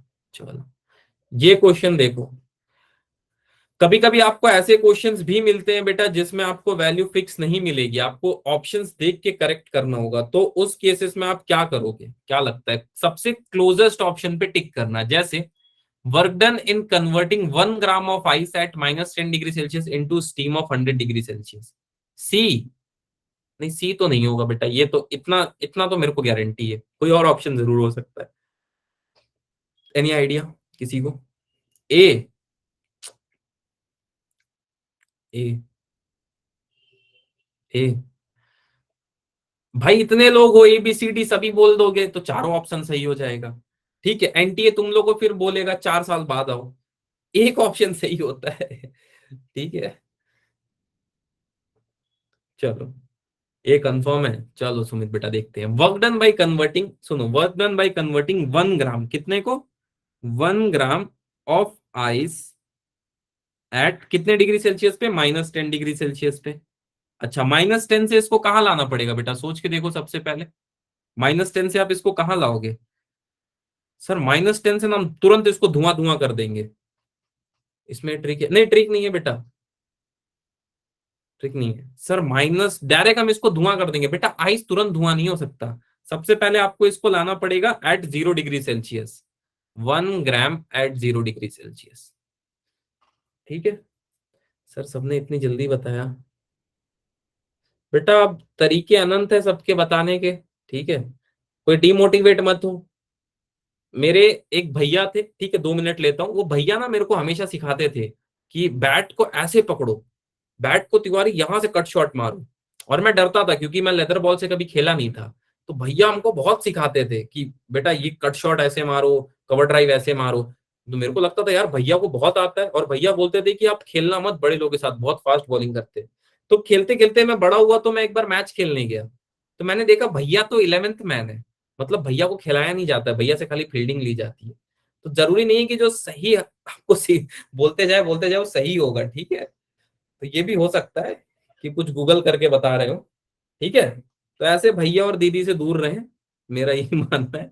ठीक, तो भैया 11th मैन थे बेटा, और मैं उनको भरोसा कर गया कि नहीं नहीं ये बहुत तगड़ा खेलते हैं। ठीक है, चलो आगे चलते हैं। देखो बेटा, अब क्या होगा, ध्यान से देखना, अब क्या होगा। अब यहाँ पे मुझे हीट को पहले लेके आना होगा कहाँ पे? 0 डिग्री सेल्सियस पे। अब मैं हीट को कैसे 0 डिग्री सेल्सियस पे लाऊंगा? तो ध्यान से देखो बेटा, Q1 is equal to MC∆T। थोड़ा बहुत तो सर ये हमको याद है, Q is directly proportional to ΔT से आपने बताया था, हाँ बेटा। अब क्या करो, 1 × 0.5 × 10 कैलोरी। सर 0.5 क्यों लिया आपने?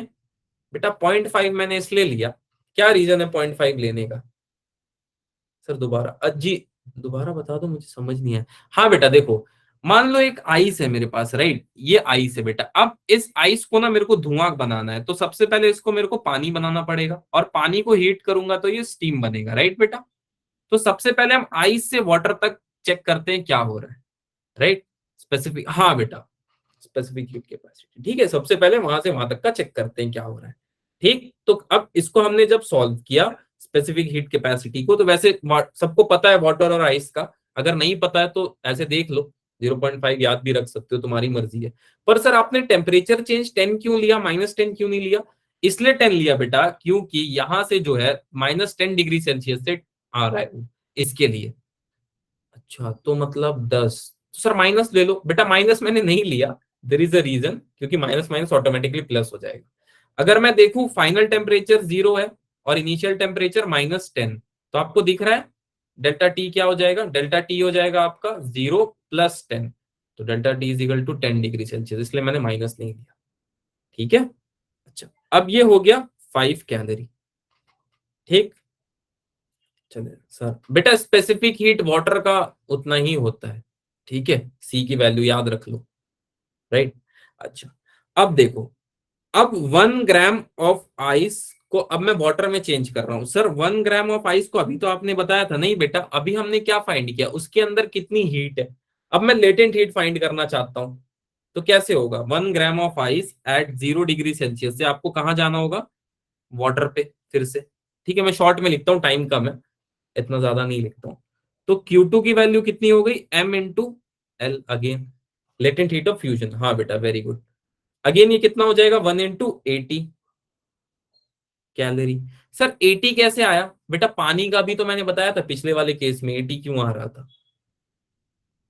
ठीक है, तो पानी का याद कर लो बस से, तो यहां से वैल्यू आ जाएगी 80 कैलोरी। ठीक, अब यहां से आप कंटिन्यू कर सकते हो 1 ग्राम ऑफ वाटर को, ठीक है, 1 ग्राम ऑफ वाटर को आप अब चेंज कर लो 1 ग्राम ऑफ स्टीम में। इसके आगे का मैं आप लोगों पे छोड़ता हूं, और मुझे ऐसा लगता है कि आप लोग बहुत ही आदर्शवादी बच्चे हो और आप इसको जरूर सॉल्व करोगे। ठीक है, ठीक है, करोगे ना? फिर सबको जोड़ देना। 1 2 3 4 4 मिलेंगे, Q2 मिला, अब यहां से Q3 मिल जाएगा, अब जोड़ देना, इतना तुम लोग कर लोगे। चलो, अब मैं आता हूं अगले क्वेश्चन में। हाँ, ट्राई करना बेटा, नहीं होगा तो पूछ लेना। आंसर बता दो। आंसर आएगा इसका बेटा W0 जूल। ठीक है, कितना आएगा? W0 कितना लिखा है मैंने? 3030 जूल। ठीक, चलो, आई थिंक क्लियर है, कर लेना। सुनो बेटा, अब टाइम पीरियड वाले क्वेश्चन में सबको दिक्कत था। हाँ, 3075 टिक कर सकते हो, इसलिए मैंने वो क्वेश्चन दिया। ठीक, यही क्वेश्चन में सबको दिक्कत था कि यस सर, नो सर, कोई लिख दो। ए होगा सर, ए। जिनको करा दिया टाइम पीरियड में दिक्कत आ रहा था ना। चलो, यस सर, देखो टाइम पीरियड में जिनको भी दिक्कत आ रहा था देख लो। 3 4 केसेस बनते हैं, मैं एक केस डिस्कस करूंगा, बाकी आप खुद से कर लेना। देखो, एक केस बनता है कि एक्स अगर ए से A/2 जा रहा है। ठीक है, एक केस बनता है एक्स ए से ए जा रहा है, कैपिटल ए। राइट सर, बड़ी मुश्किल से हुआ। हाँ, अब इसको मैं अब बताऊंगा तो देखो तुरंत समझ आ जाएगा। क्या करना है, कुछ मत करो। जनरल इक्वेशन क्या होती है? y इज इक्वल टू क्या होता है? a sign omega T. हाँ सर, यही होता है। अब सुनना, अब मैं बोलता हूं इसको ऐसे लिखूं तो किसी को कोई दिक्कत? एक्स के टर्म में a साइन ओमेगा टी, ये दोनों इक्वेशन सेम है। एक को मैंने एक्स के टर्म में लिख दी। हाँ सर, एक को आपने एक्स के टर्म में लिख दिया। अब सर, अब कुछ नहीं बेटा, अब सिर्फ सुनो।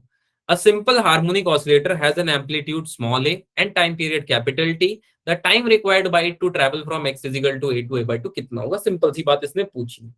अब मैं क्या करने वाला हूं, मैं ऐसे लिखता हूं इसको, X is equal to A sine omega T plus π/2। क्यों लिखा सर आपने ऐसा? बेटा मेरे को कॉस में चेंज करना है इसको, इसके लिए मैंने लिखा। अच्छा, sine 90 plus theta cos theta. हाँ सर, ठीक है, ठीक है, थोड़ा समझ में आया। अगर आपको ये बात पता हो तो साइन 90 प्लस थीटा किसके बराबर होता है? कॉस थीटा के बराबर। ठीक, तो यहां से क्या वैल्यू आ जाएगी? ए कॉस ओमेगा टी। ठीक है सर, आ गई, पर इससे आंसर थोड़ी ना जो है। आंसर नहीं बेटा, रुको, आंसर आ जाएगा, टेंशन मत लो।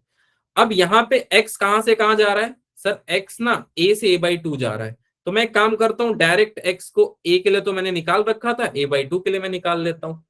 कैसे निकलेगा सर? अब तो ये आएगा ही नहीं। आएगा बेटा, don't worry. a cos omega T, a से कैंसिल हो गया, कितना आ गया? ओमेगा टी की value, omega T is equal to how much? T/6 direct, या π/3? फोन में बैटरी भी नहीं, बस हो जाएगी बेटा, डोंट वरी। ठीक है, अब ओमेगा को मैं ऐसे भी लिख सकता हूं, 2 पाई अपॉन में T into T is equal to π/3। Sir please be fast. ठीक है बेटा, देखो, क्या यही हो जाएगी? यही चीज मैं आपको समझाने की कोशिश कर रहा था। सबसे पहले मैंने आपको यही बताया था, omega is equal to 2 pi upon में टी, अगर आपको याद हो उस न्यूमेरिकल वाली क्लास में तो। यस सर, अब ये क्वेश्चन जल्दी सॉल्व हो गया क्या? आराम से यहां से इसको कैंसिल कर दो और इसको ऐसे भेज दो।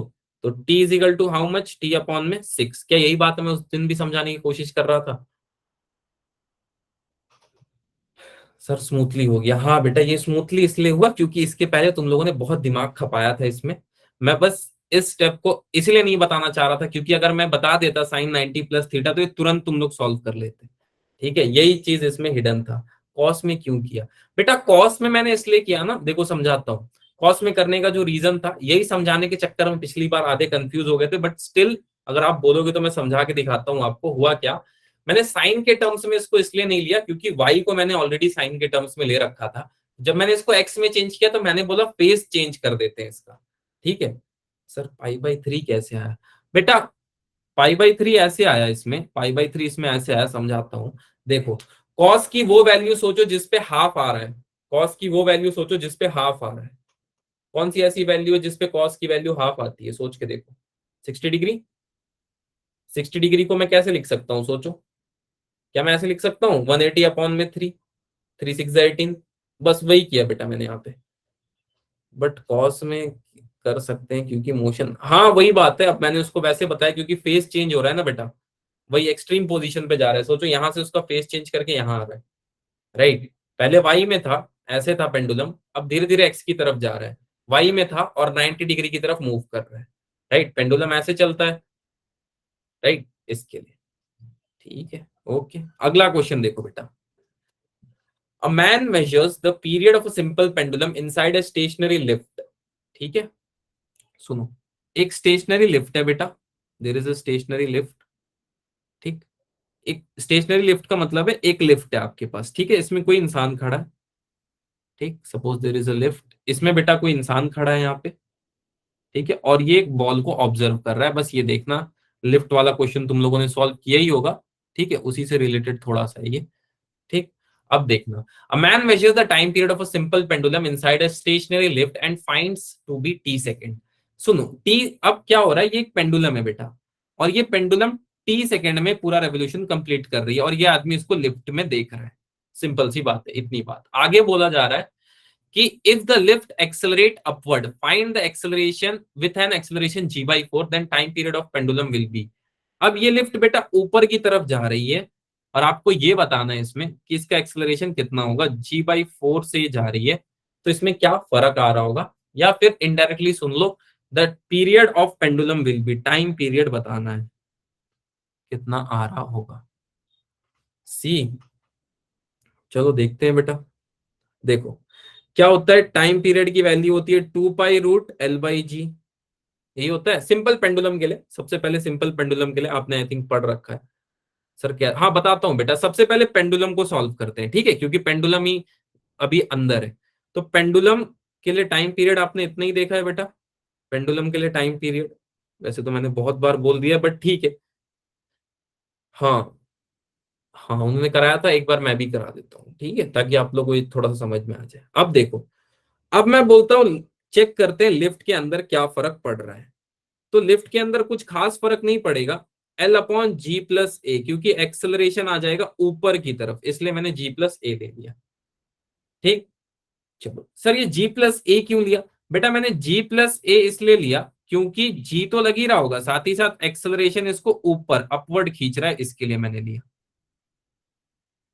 राइट। ये थोड़ा सा समझ में आया तो चलो, थोड़ा इसमें तो किसी को डाउट नहीं है।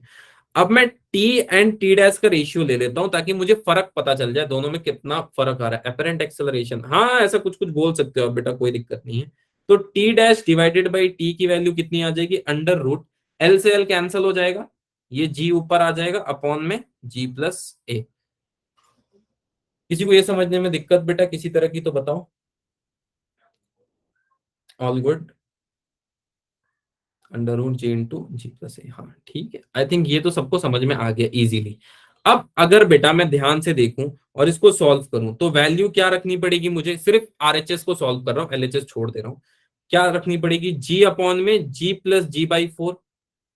सर g/4 क्यों लिखा आपने बेटा, क्योंकि कंडीशन ये था, the value of this acceleration, value of acceleration is given as g/4, इसलिए गिवन। हाँ बेटा, तो इसकी वैल्यू कितनी आ जाएगी कट पिट के, 4/5। सोच के देखो, इसको सॉल्व करोगे तो 4/5 आ जाएगा, हाँ ठीक है।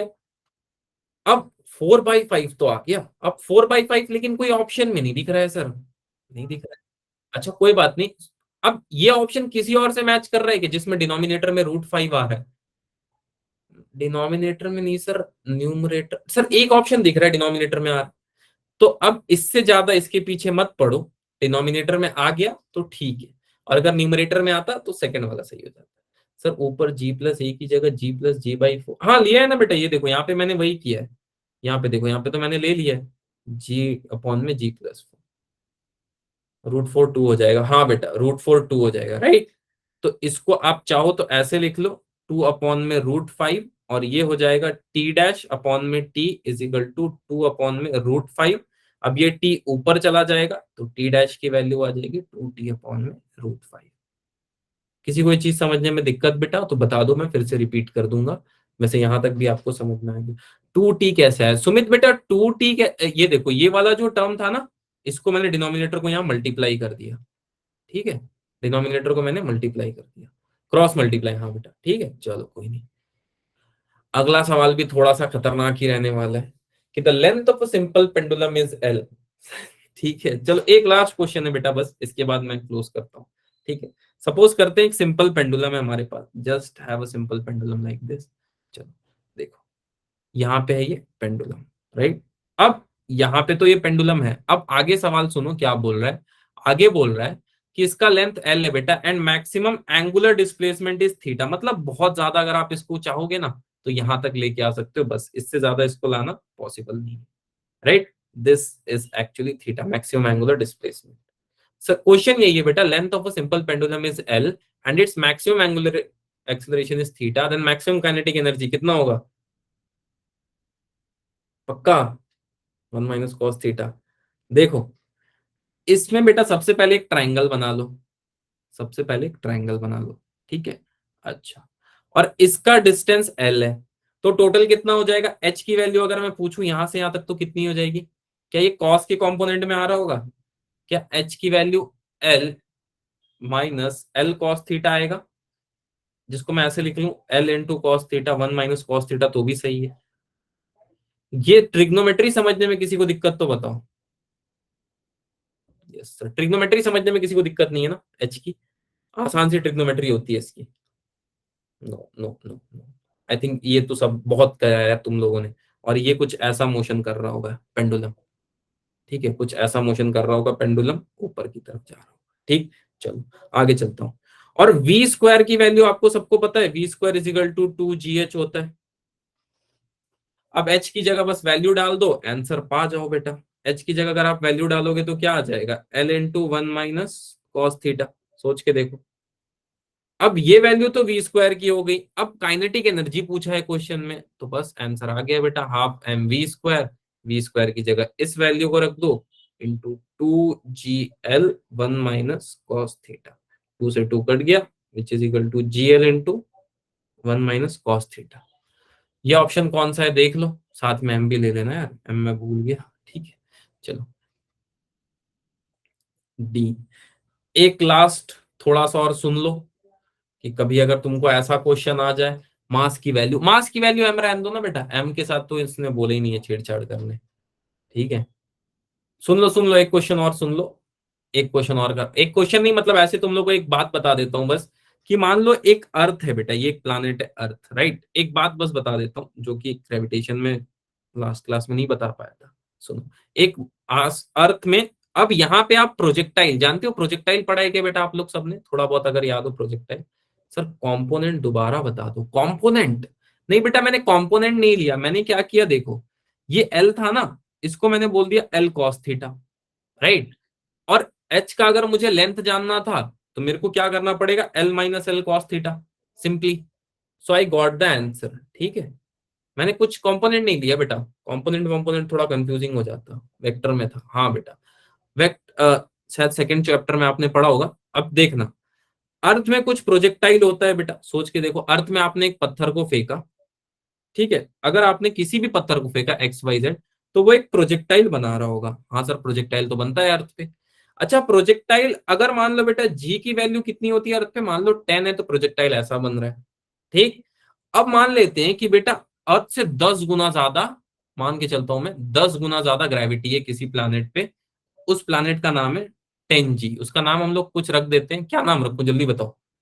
100G? नहीं नहीं नहीं, 100G बहुत ज्यादा हो जाएगा सुमित बेटा, 10G के लिए वो बताओ, 10 गुना ज्यादा ग्रेविटी है, क्या रख दूं? 50 नहीं, 10 अर्थ रख देता हूँ, इसका नाम है बेटा 10 अर्थ, ठीक है, ये एक प्लानिट है। अब अगर मैं इसमें प्रोजेक्टाइल बनाऊं तो कितना फर्क आ रहा होगा दोनों में? अगर मैं इसमें प्रोजेक्टाइल बनाऊं तो कितना फर्क आ रहा होगा दोनों में? क्या लगता है, कैसे फाइंड करोगे? मैं फेंकूंगा और क्या लगता है, प्रोजेक्टाइल बड़ा बनेगा छोटा बनेगा? लॉजिक से बताओ, 10 टाइम्स ज्यादा, तो मतलब ज्यादा ऊपर जाने मिलेगा, तुरंत खींच लेगा उसको, छोटा या बड़ा ये सोच लो। अब ऐसा कैसे फाइंड करोगे आप? प्रोजेक्टाइल कम हो जाएगा। देखो बेटा कैसे फाइंड करते हैं मैं बता देता हूं, एक फॉर्मूला होता है रेंज मैक्स का, which is equal to U square upon में जी। हमेशा याद रखना, रेंज जो होती है ना बेटा, range of a projectile is inversely proportional to gravity. अगर आप ग्रेविटी बढ़ाओगे तो ये अगर मान लो 10 गुना ज्यादा, ठीक है, तो मैं इसको इतना ऊपर भी नहीं फेंक पाऊंगा। ये तो 10 है, 9.8 है, इसलिए इतना ऊपर चल जा रहा है। अगर 10 गुना ज्यादा यानी कि 100 G की वैल्यू होती तो इतना भी ऊपर नहीं जाता, यहाँ से छोटा ना तुरंत आ जाता नीचे। ठीक है, ये बात शायद थोड़ा बहुत समझ में आया होगा सबको। ठीक, आई थिंक क्लियर है हल्का फुल्का। ठीक है, ये बात को प्लीज बेटा ध्यान में रखना, प्लीज प्लीज प्लीज ध्यान में रखना, क्योंकि इससे सॉल्व हो जाते हैं कई सारे क्वेश्चन। ठीक है, इनका रेशियो ले लेना तो आपको आंसर भी मिल जाएगा। ठीक, चलो, किसी को यहां तक किसी भी तरह का डाउट तो बताओ बेटा, एक एक करके सबके अब डाउट ले लेते हैं। एक सेकेंड, डाउट ले लो, और माइक ओपन कर देता हूँ आप लोग सबका। सर एक बार और बता दो, लास्ट जो आपने बताया इम्पोर्टेंट। अच्छा अच्छा, अभी बता देता हूँ, एक सेकेंड।